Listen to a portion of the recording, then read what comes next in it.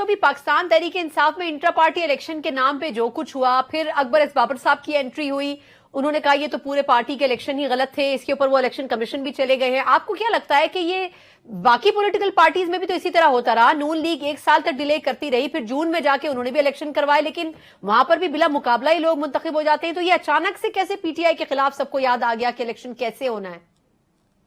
पहली बात तो यह है कि बाकी पॉलिटिकल पार्टीज साबिक चेयरमैन तहरीक इंसाफ की तरह बहुत ज्यादा हर वक्त अपने मुखालफिन को हाई मॉरल ग्राउंड्स की और हाई मॉरल जनाब करैक्टर की दस्त नहीं देते। पहली चीज। बिल्कुल। दूसरी चीज यह है, मैंने तो परसों जब इन्होंने इलेक्शन किया, ये बेढंगा किस्म का, फेक किस्म का, 2 नंबर किस्म का, स्यूडो किस्म का, मैंने ट्वीट करके सिर्फ एक सवाल पूछा, तहरीक इंसाफ का वोटर और सपोर्टर अगर आज के तहरीक इंसाफ के इलेक्शन को सही मान लेता है तो फिर क्या 8 फरवरी को होने वाला इलेक्शन भी अगर इसी तरीके से हुआ तो क्या पीटीआई का वोटर उसके नतीजे तस्लीम कर लेगा? सिंपल सा सवाल है, सिंपल सा।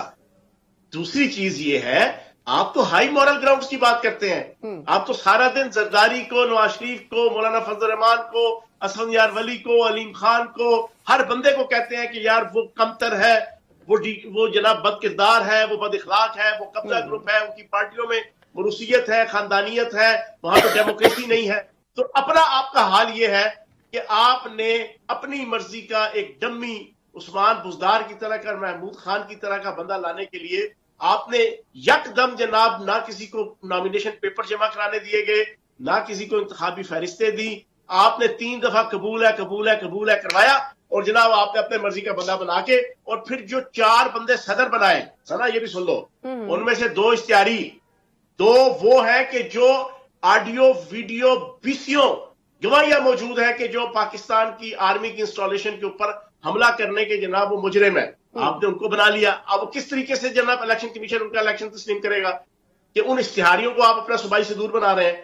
तो मैं ये समझता हूं कि ये सारा डम्मी खाता है जो आज अकबर एस बाबर ने चैलेंज कर दी है और उसका राइट था।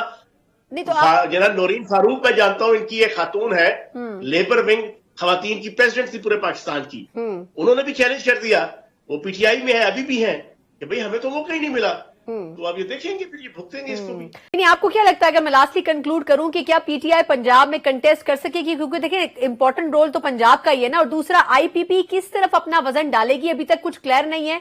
क्या नून लीग के साथ जाया जा सकता है? ये ऑप्शन है भी टेबल पर या नहीं है आपके पास, आपकी जमात के पास? हम पॉलिटिकल पार्टी हैं, हम अपने कौमी मफाद, पार्टी मफाद के लिए हर पार्टी के साथ बैठेंगे भी, इलेक्शन से पहले भी बैठेंगे, इलेक्शन के बाद भी बैठेंगे, हर किस्म की कोऑर्डिनेशन करेंगे।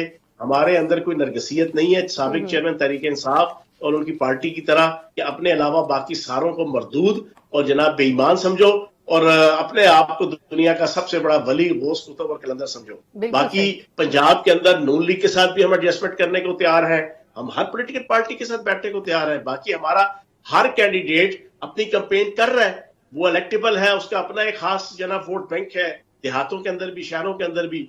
बाकी वक्त आएगा, अभी 10, 15, 20 दिन बाद, महीने तक, अगर एडजस्टमेंट पार्टी की लीडरशिप चाहेगी तो वो कर लेगी इंशाल्लाह। ठीक।